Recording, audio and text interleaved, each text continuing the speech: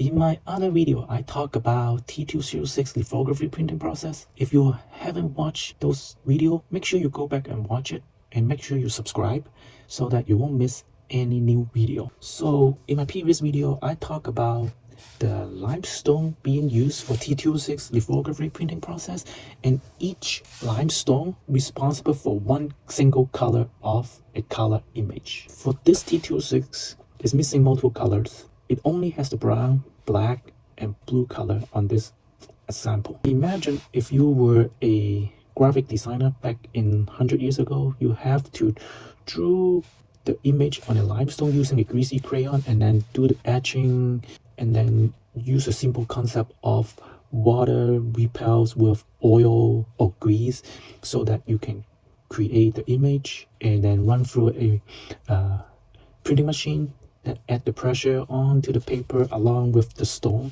and create the image.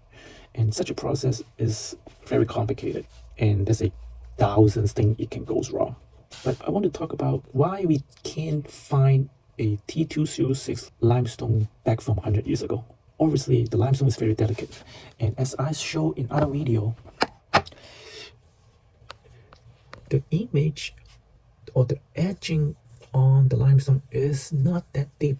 It's very easy to get scratches or maybe like broken just like this, and it got chips and all that. That's how it create all those T206 printing error, like the missing letters.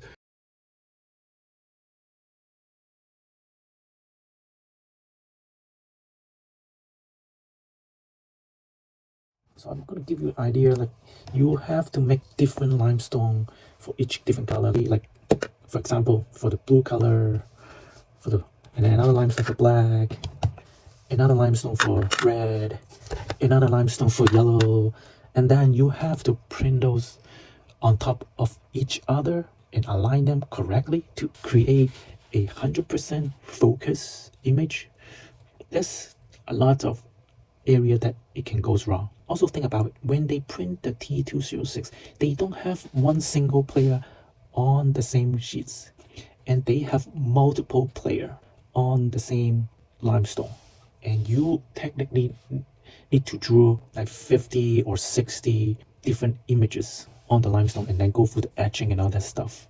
And normally the players horizontally, they don't have the same player, but then they vertically, they would repeat for the same images. So for example, like this one, this is E91 American Camel. As you can see, the image are different horizontally.